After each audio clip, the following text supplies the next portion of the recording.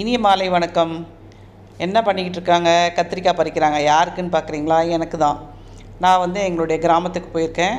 இது எங்கள் சித்தி வீட்டு வாசலில் கத்திரிக்காய் செடி வச்சுருக்காங்க. அதுலேருந்து எனக்கு கத்திரிக்காய் பறித்து தராங்க. நானும் சேர்ந்து அவங்களோட பறிக்கிறேன்.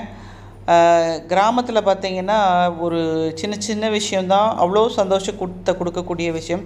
வீட்டுக்கு முன்னாடி செடி பாருங்கள், கத்திரிக்காய் இருக்குது. சாமிக்கு பூஜைக்கு செம்பருத்தி பூ இருக்குது.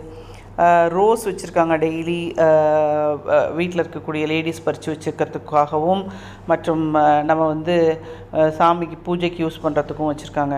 ஸோ நாங்கள் இங்கே பசுமை வேட்டையாட வந்திருக்கோம்.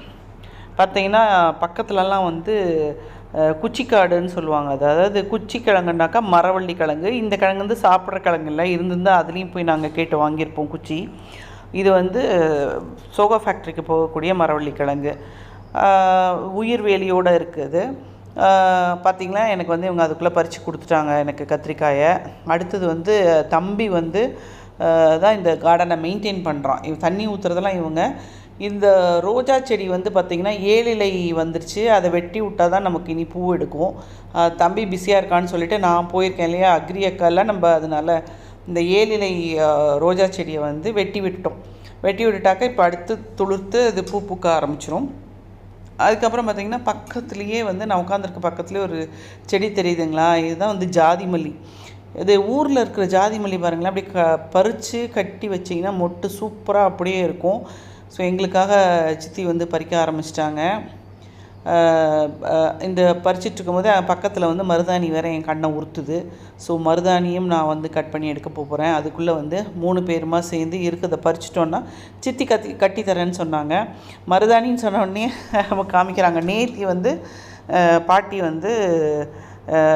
வளர்க்கு மருதாணி வச்சு விட்டாங்க. அந்த செவந்ததை தான் இப்போ காமிச்சாங்க. மருதாணியை நான் கட் பண்ணி எடுக்க வந்துட்டேன். அவங்க அதை முடிக்கிறாங்க. நான் இங்கே மருதாணியை கட் பண்ணி எடுத்துகிட்டு அதை வீட்டுக்கு எடுத்துகிட்டு போனோன்னா கொஞ்சம் பவுட்ரு பண்ணி வச்சுக்கலாம், கொஞ்சம் அரைச்சி தலைக்கு தேய்க்கலாம், கைக்கு வைக்கலாம். அதுக்காக மருதாணியை நாங்கள் கட் பண்ண ஆரம்பிச்சிட்டோம். அதை மருதாணியை கட் பண்ணி நான் கொடுத்தாச்சு. ஷாலினி வந்தாங்க. எங்களுக்கு பூ கட்டி தரேன்னு சொல்லிவிட்டு பூ கட்ட ஆரம்பிச்சிட்டாங்க. எங்கள் சித்தியோட மருமகள் அவங்க கடன்னு பூ கட்டுறாங்க. சூப்பராக பூ கட்டுவாங்க எங்கள் ஊரில் எல்லோரும். ஸோ கிராமத்து வாழ்க்கை லைஃப் ஸ்டைல் எவ்வளோ ஜாலியாக இருக்குது பாருங்கள். திடீர்னு ஒரு விருந்தாளி அவங்கள சந்தோஷப்படுத்துறதுக்கு எவ்வளோ விஷயங்கள் கிராமத்தில் இருக்குது. நகரத்தில் நமக்கு அந்த மாதிரி வெளியே தான் கூட்டிகிட்டு போகணும். ஸோ நீங்களும் இந்த மாதிரி கிராமத்து வாழ்க்கையை என்ஜாய் பண்ணுங்கள்.